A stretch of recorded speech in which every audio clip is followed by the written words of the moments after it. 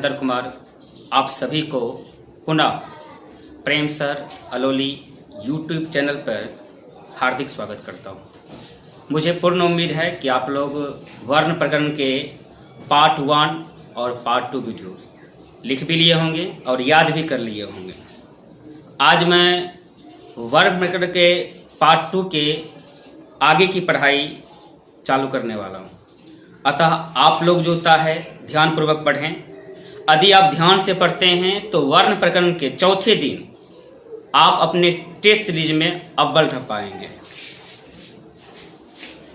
तो आप लोगों को सामान्यतः छठा वेद पे हम लोग चल रहे थे, जिसमें था घोष व्यंजन वर्ण।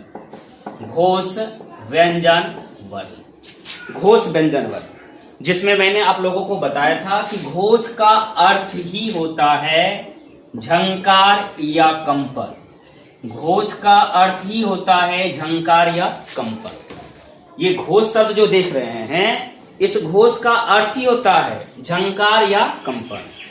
तो मैंने परिभाषा बताया था, जिस व्यंजन वर्ण के उच्चारण करने में, जिस व्यंजन वर्ण के उच्चारण करने में झंकार या कंपन उत्पन्न हो, उसे घोष व्यंजन वर्ण कहते हैं, उसे घोष व्यंजन वर्ण कहते हैं।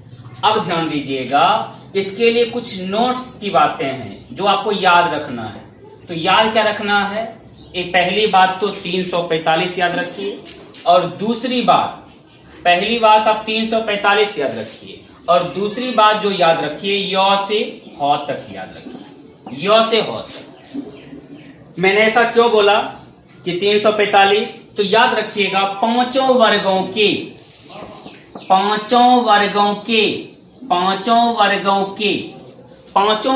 के तीसरा, चौथा और पांचवा वर्ण, पांचों वर्गों के तीसरा, चौथा और पांचवा वर्ण क्या हो जाता है? घोष व्यंजन वर्ण हो जाता है। अब तीसरा, चौथा, पांचवा समझ लीजिए। पांचों वर्गों की जब हम बात करते हैं तो उसमें कौन कौन से वर्ग आते हैं, ध्यान दीजिएगा। कवर्ग, चवर्ग, टवर्ग, तवर्ग, पवर्ग। तो याद रखिएगा क्या क्या आया? कवर्ग, चवर्ग, टवर्ग, तवर्ग और पवर्ग आ गया। यानी कवर्ग जो होता है क से स्टार्ट होता है, इसलिए इसको कवर्ग कहा गया है।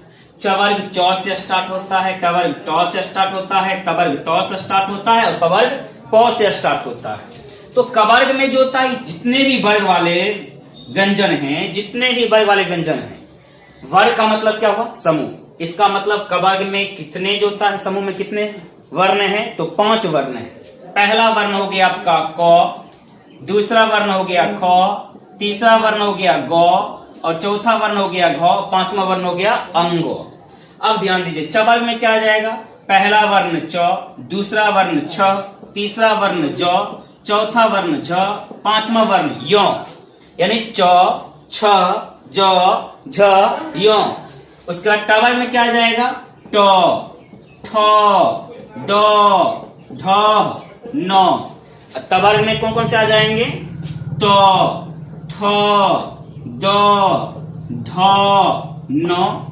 यानी त, थ, द, ध, न। अब पवर्ग में आ जाएंगे प, फ, ब, भ और न। तो ये वर्ग वाले हो गए। मैंने बोला था इस पे एक सवाल भी दिया जाता है कभी कभी। सवाल क्या दिया जाएगा कि व्यंजन वर्णों को किन 5 वर्गों में बांटा गया है? तो आप बोल सकते हैं व्यंजन वर्णों को इन 5 वर्गों में बांटा गया है। कवर्ग, चवर्ग, टवर्ग, तवर्ग, पवर्ग। अब मैंने यहां लिखाया 345। 345 क्या लिखाया कि पांचों वर्गों के तीसरा, चौथा और पांचवा वर्ण, पांचों वर्गों के तीसरा, चौथा और पांचवा वर्ण, पांचों वर्गों के तीसरा, चौथा और पांचवा वर्ण घोष व्यंजन वर्ण कराते हैं। तो चलिए तीसरा देख लेते हैं। तो तीसरा, चौथा, पांचवा की बात अगर आ गई तो आप डायरेक्ट जो था इसको घेर दीजिए ऐसे करके। अब आ देखिए, कवर्ग का तीसरा ग, कवर्ग का चौथा घ, कवर्ग का पांचवा अंग। ठीक उसी प्रकार चवर्ग का ज, झ, य और टवर्ग का ड, ढ, न। तवर्ग का क्या हो जाएगा? द, ध, न। यानी कवर का हो जाएगा गौ घ अंग हो गया, और फवर का क्या हो जाएगा ब भ म। तो इस तरह आप कुल संख्या देख लीजिए यहाँ पर कितना हो जाता है, तो 3 गुना 5 करेंगे तो 3 पचे 15, यहां तक 15 हो गया। अब आ गया य से ह तक, तो य से ह तक हम लोग जानेंगे, तो य से ह तक क्या क्या आएगा, य र ल ब ह। ये कितने हो गए 5 हो गया, तो 15 हो गया और 5 हो गया, तो 15 5 कितना हो गया 20। इस प्रकार जो होता है घोष व्यंजन वर्णों की संख्या कितनी है, यानी जो होता है 20 है। इस प्रकार घोष व्यंजन वर्णों की संख्या कितनी है 20 है। तो आप लोगों ने घोष के बारे में जान लिया, अब आप जान सकते हैं अघोष व्यंजन वर्ण के बारे में, अघोष व्यंजन वर्ण के बारे में, अघोष व्यंजन वर्ण, अघोष व्यंजन वर्ण।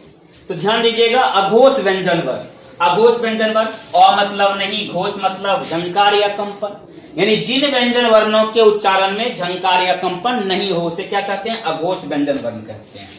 तो अघोष व्यंजन वर्ण जिन व्यंजन वर्णों के उच्चारण में झंकार या कंपन उत्पन्न नहीं हो, झंकार या कंपन उत्पन्न नहीं हो उसे अघोष व्यंजन वर्ण कहते हैं। पहले आप लोग यहां तक लिख लीजिए।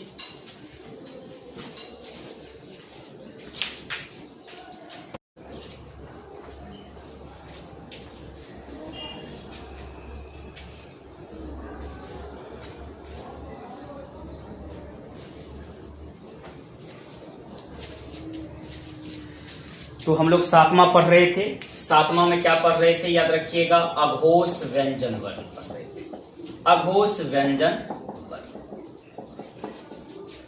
इन शब्दों के खेल को समझिए। सबसे पहले यहां पर जो अ दिया गया है इसका अर्थ होता है नहीं, और ये घोष जो दिया गया है इसका अर्थ होता है झंकार या कंपन होता है, झंकार या कंपन।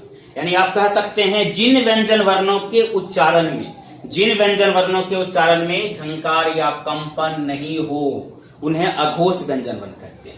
हाँ, इसके लिए याद रखिएगा जरा, अघोष जब लिखते हैं आप लोग, अघोष में एक चीज देखिए, अ जो होता है पहला वर्ण है, अ क्या है पहला वर्ण है। जब अ की बात आ जाती है अ आ रस्वी की, और घोष यहाँ पर कितने वर्ण हो गए 2। तो इस प्रकार जो होता है याद रखिएगा, पांचों वर्गों के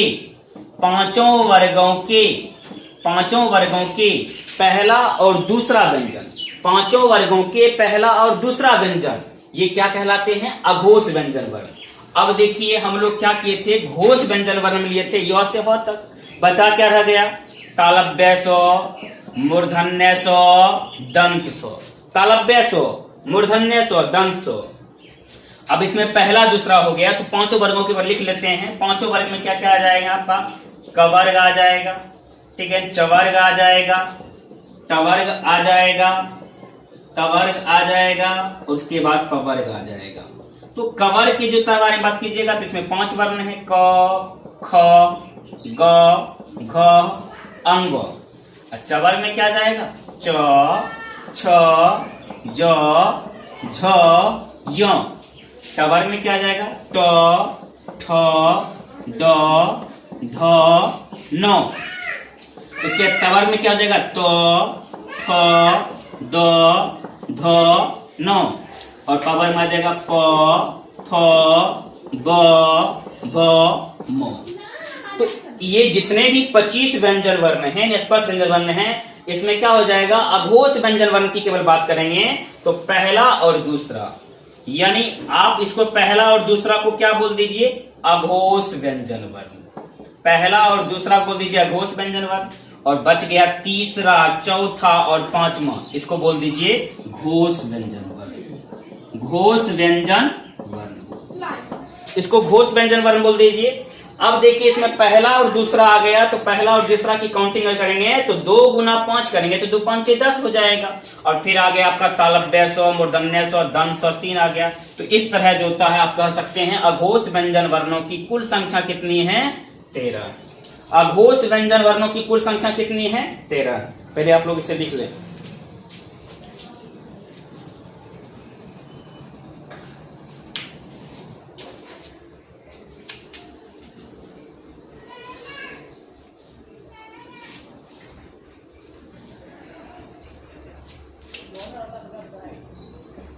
अब हम लोग एक नए टॉपिक की ओर चलते हैं। इसी का एक नया टॉपिक है वर्ण प्रकरण का ही, वर्णों के उच्चारण स्थान। वर्णों के उच्चारण स्थान बहुत ही ज्यादा महत्वपूर्ण टॉपिक है, बहुत ही ज्यादा महत्वपूर्ण टॉपिक है। यदि आप किसी भी एग्जाम में क्वालिफाई करना चाहते हैं तो उसके लिए जो होता है वर्णों के उच्चारण स्थान बहुत ही महत्वपूर्ण है। तो जानिए, पहले इसकी परिभाषा जान लेते हैं।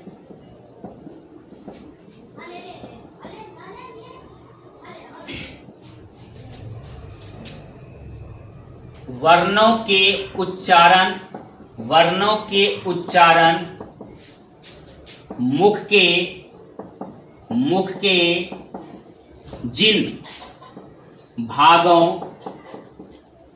जिन भागों को आप अंगों भी कह सकते हैं, यानी वर्णों के उच्चारण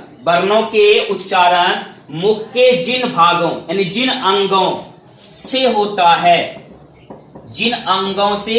है उन्हें वर्णों के उच्चारण स्थान कहते हैं। उन्हें वर्णों के उच्चारण स्थान कहते हैं।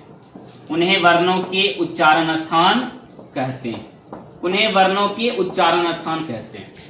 तो समझिए, पहले वर्णों के उच्चारण मुख के जिन भागों यानी अंगों से होता है उन्हें वर्णों के उच्चारण स्थान कहते हैं।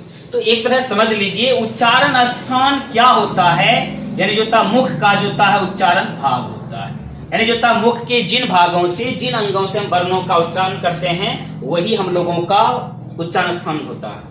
अब देख लीजिए विभाग कौन कौन से हैं जैसे के रूप में। तो पहला हो जाएगा कंठ, दूसरा हो जाएगा तालु, तीसरा हो जाएगा मूर्धा, चौथा हो जाएगा दंत और पांचवा हो जाएगा ओष्ठ और छठा हो जाएगा नासिका। तो आप यहां ये भी बोल सकते हैं कि कुल उच्चारण स्थान 6 हैं। पहला हो गया आपका कंठ, दूसरा हो गया तालु, तीसरा हो गया मूर्धा, चौथा हो गया दंत, पांचवा हो गया ओष्ठ और छठा हो गया नासिका। हाँ, याद रखिएगा, जिन जिन वर्णों के उच्चारण कंठ से होता है उन्हें आप कंठ वर्ण कहते हैं, और जिन जिन वर्णों के उच्चारण तालु से होता है उन्हें आप तालव्य वर्ण कहते हैं, और जिन जिन वर्णों के उच्चारण जो मूर्धा से होता है उन्हें आप मूर्धन्य वर्ण कहते हैं, और जिन जिन वर्णों के उच्चारण दंत से होता है उन्हें आप दंत्य वर्ण कहते हैं, और जिन जिन वर्णों के उच्चारण ओष्ठ से होता है उन्हें आप ओष्ठ्य वर्ण कहते हैं, और जिन जिन वर्णों के उच्चारण नाक से होता है यानी नासिका से होता है उसे नासिक्य वर्ण कहते हैं, उसे नासिक्य वर्ण कहते हैं।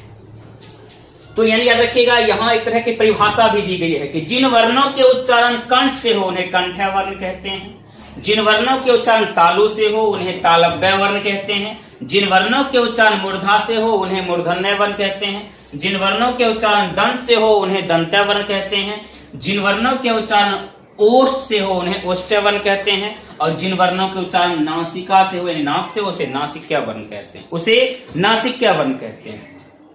वर्णों के उच्चारण स्थान, यदि आपको सही जानकारी हमेशा रहे, इसके लिए आपको वर्णों के उच्चारण स्थान के सूत्र को पढ़ना होगा। तो देखिए, पहला सूत्र क्या होता है। पहला सूत्र जो आपका हो जाता है अपुह विसर्ज। पहले पढ़ते हैं आप इसको अपुह, पहले क्या पढ़ते हैं आप इसको अपुह पढ़ते हैं, यानी अपुह पहले पढ़िएगा तब जाके विसर्ज पढ़िएगा। अपुह विसर्ज। नियानाम, ये नियानाम जो लिखा जाता है एक तरह का आप समझ जाइए, जो होता है इसमें इसका जो होता है कोई जो होता है ज्यादा इस्तेमाल नहीं है। नियानाम आप लिख भी सकते हैं, नहीं भी लिख सकते हैं, आपको सूत्र को जो होता पूरा करने के लिए इतना ही काफी है। अपुह विसर्ज, अपुह विसर्ज, ये नियानाम जो होता है ऐसे लिखा गया सूत्र को जो होता है अच्छी बनाने के लिए, जो होता है अच्छी तरह से रखने के लिए। तो अपुह बोल सकते हैं, विसर्ज बोल सकते हैं, और इसको क्या बोल सकते हैं, नियानाम। लेकिन आप लोग ख्याल रखिएगा, अपुह विसर्ज ही ख्याल रखिए। अपुह विसर्ज कंठा, अपुह विसर्ज कंठा, ऐसे पूरे सूत्र का नाम बोलना है तो बोलिए अकुह विसर्ज नियानाम कंठा। अब देखिए, इसी से जो था पूरा जो था वर्ण चलाएगा। सबसे पहले अ कहने से अ भी बोलेंगे और इसका स्वजातीय वर्ण एक आ बोलेंगे, तो इसमें आ गया अ आ। इसका मतलब अ आ का उच्चारण जो होता है कंठ से होता है, इसलिए अ आ को कंठ्य वर्ण कहते हैं। और दूसरा यहाँ पर देखिए कु आ जाता है, तो कु को जो हम समझेंगे कवर्ग समझेंगे। अब कवर्ग के बारे में आप जानते ही हैं, पहले से बताया गया है कवर्ग क्या होता है। क, ख, ग, घ, अंग, इन पांचों वर्णों के उच्चारण मुख के कंठ भाग से होता है, इसलिए इन्हें कंठ्य वर्ण कहते हैं। अब इसके आगे देख लीजिए, इसके आगे आपका हो जाता है ह, इसके आगे जाता है ह, तो ह का उच्चारण भी कंठ से होता है। और उसके बाद आ जाता है विसर्ग, तो विसर्ग का उच्चारण भी किससे होता है, कंठ से होता है। तो यहाँ पर ध्यान दीजिएगा, मेरे अ कहने का मतलब अ और उसके स्वजातीय वर्ण आ, कु कहने का मतलब कवर्ग, और ह कहने का मतलब ह, उसके बाद विसर्ग। तो ये हो गया अ आ कवर्ग ह, और विसर्ग का उच्चारण किससे होता है, कंठ से होता है, इसलिए इन्हें कंठ्य वर्ण कहते हैं, इसलिए इन्हें कंठ्य वर्ण कहते हैं। इसे आप लिख लें।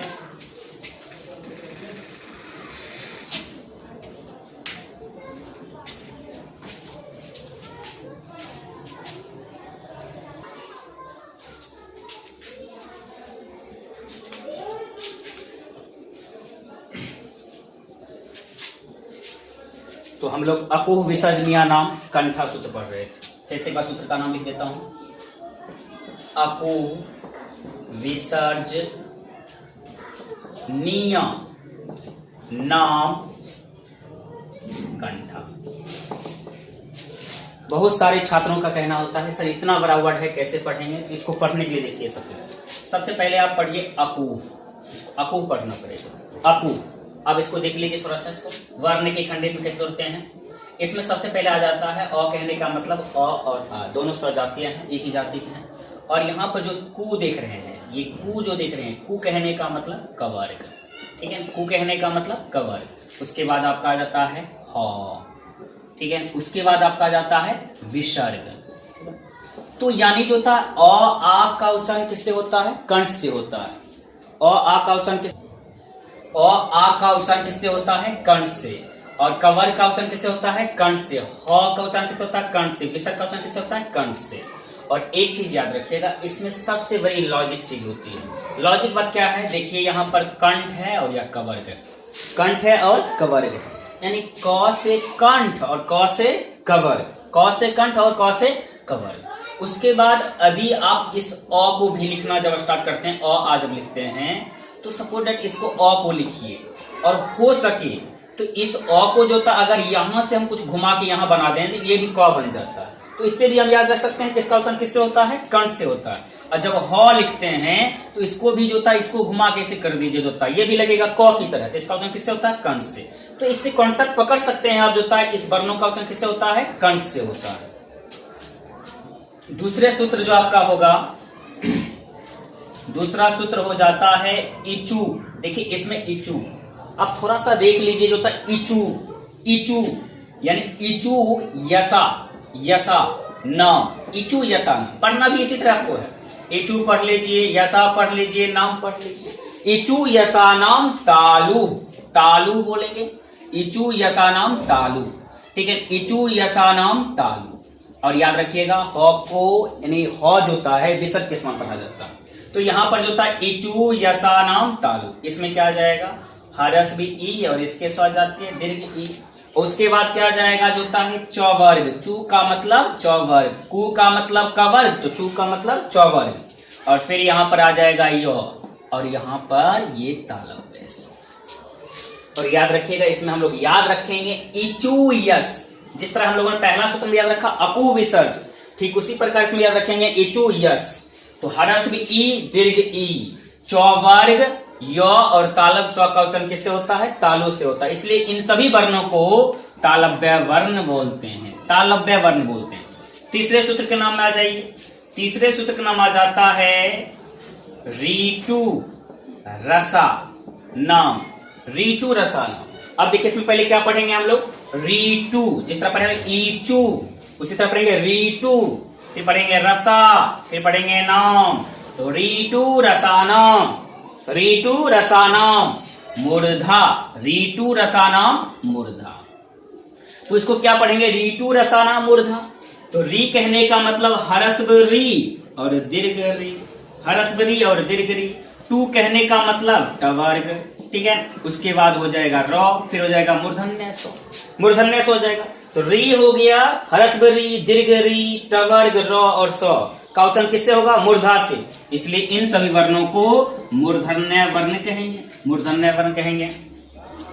तो आपका दूसरा सूत्र हो गया इचु यसा नाम तालु, तीसरा सूत्र हो गया ऋतु रसा नाम मूर्धा, चौथा सूत्र नाम पढ़ लीजिए, इसका हो जाता है लिरी तुल सानाम दंता।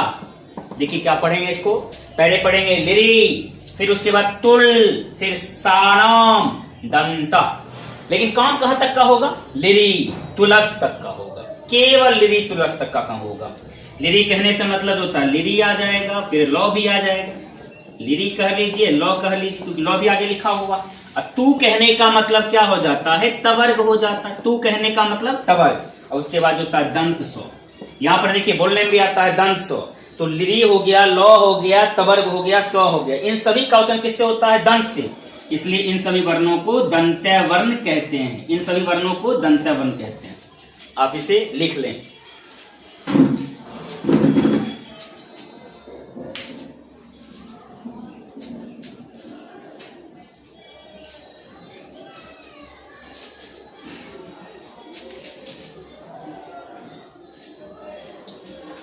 पांचवा सूत्र की ओर चलेंगे।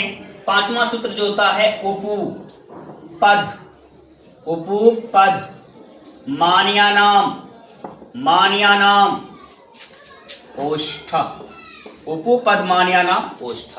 ये सूत्र दिखने में केवल बड़ा है, लेकिन व्याख्या देखिए कितना दूर तक होता है, मात्र इतना दूर तक, केवल उपु तक। ये पद हो गया, मानिया हो गया, नाम हो गया, ओष्ठा, यानी जो यहां तक केवल होगा। कैसे होगा ध्यान दीजिएगा। इसमें सबसे पहले लिखेंगे हरसबु और इसका स्वजातीय वर्ण क्या हो जाएगा? दीर्घ उ। पू का मतलब क्या आ जाएगा? पवर्ग आ जाएगा। पू का मतलब क्या आ जाएगा? पवर्ग आ जाएगा। तो हरसबु उ हो गया, दीर्घ उ हो गया, उसके बाद पवर्ग हो गया। तो इन वर्णों का उच्चारण किससे होता है? ओष्ठ से। इसलिए इसे ओष्ठ्य वर्ण कहते हैं। इसलिए इसे क्या कहते हैं? ओष्ठ्य वर्ण कहते हैं। छठा जाइए, छठा सूत्र जो होता है थोड़ा सा ध्यान दीजिएगा। सूत्र का नाम देखिए कैसे होता है, ए दैतो, ए दैतो कंठ तालु, ए दैतो कंठ तालु। अब ध्यान दीजिएगा, ए दैतो इसका मतलब होता है, यहां सूत्र की कोई मतलब नहीं है जो होता है। यदि आपको केवल वर्णों का उच्चारण जानना है तो यही काफी है। यानी ए आई का उच्चारण किससे होता है? कंठ तालु से होता है। किससे होता है? कंठ तालु से।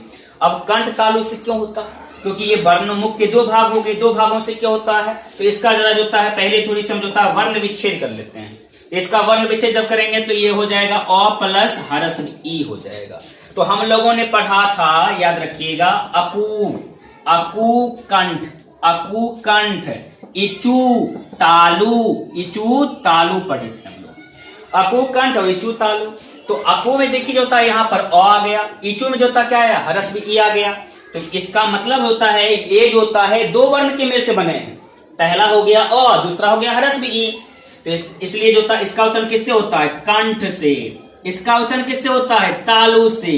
तो बताइए ए और ऐ का उच्चारण कंठ तालु से होगा। ए और ऐ का उच्चारण किससे होगा? कंठ और तालु से होगा। सातवां जान लीजिए, ओ दौतो कंठ ओष्ठम, ओ दौतो कंठ ओष्ठम। अब यहां पर देखिएगा ओ दो तो कंठ ओष्ठम। यहां पर देखिए जरा तो ओ, यानी ओ और औ, इन दो वर्णों का उच्चारण किससे होता है? कंठ और ओष्ठ दोनों से होता है। इसको इसीलिए इसको क्या कहते हैं? कंठोष्ठम कह देते हैं। अब क्यों होता है जरा ध्यान दीजिएगा। जब ओ का जो होता वर्ण विच्छेद करते हैं तो अ प्लस हरस्व उ होता है, अ प्लस हरस्व उ होता है। हम लोग पढ़ना क्या स्टार्ट किए थे? अकु कंठ, इचु तालु, इचु तालु। ठीक उसी प्रकार पढ़ते थे उपो ओष्ठ, उपो ओष्ठ। अब यहाँ पर देखिए अ का उच्चारण किससे होता है? कंठ से। हरस्व उ का उच्चारण किससे होता है? ओष्ठ से। इसीलिए यहाँ ओ और औ का उच्चारण किससे हो गया? कंठ और ओष्ठ से। आठवां सूत्र पढ़ते हैं हम लोग, वकार से दंतोष्ठम, वकार से दंतोष्ठम। तो वकार से दंतोष्ठम कहने का मतलब जो होता है ब का उच्चारण किससे होता है? दंत और ओष्ठ से होता है। इसे आप लिख लें।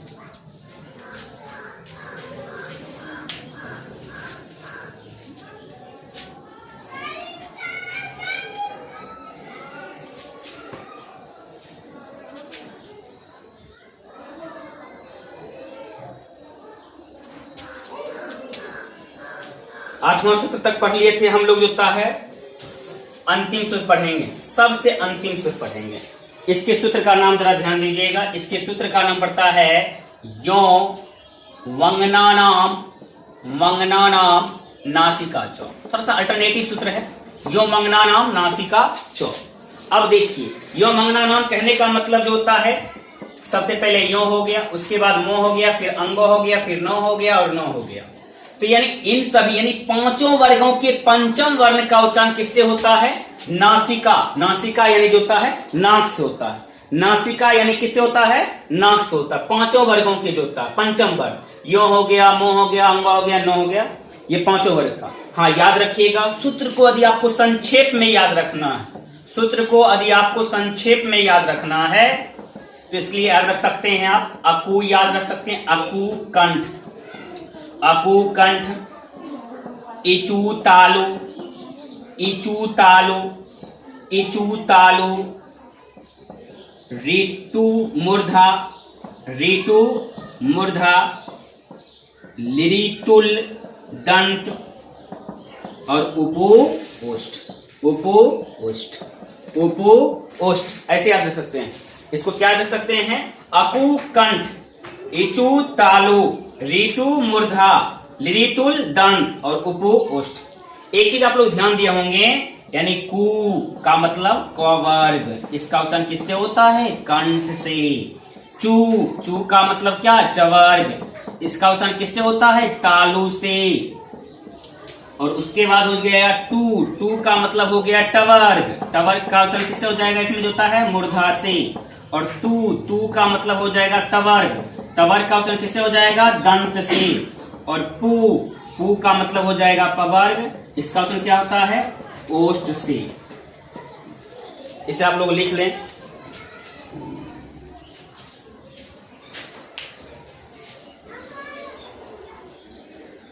आप लोग इसे लिख लिए होंगे, ध्यान दीजिएगा। ये वर्ण प्रगण का मेरा तीसरा जो होता है पाठ था। इस तीनों पाठों में मैंने आप लोगों को वर्णन पढ़ा चुका हूं। अब अगले दिन की जो पाठ होगी वर्ण प्रगण, उसमें हम आप लोगों को टेस्ट लेंगे। और एक चीज याद रखिएगा, भरी मुश्किलों में हम आपका साथ दे रहे हैं, भरी मुश्किलों में हम आपका साथ दे रहे हैं, आप भी मेरा साथ दीजिए। भरी मुश्किलों में हम आपका साथ दे रहे हैं, आप भी मेरा साथ दीजिए। कोई और काम नहीं करके, बल्कि इस चैनल को सब्सक्राइब, लाइक और शेयर करके मेरा साथ दीजिए।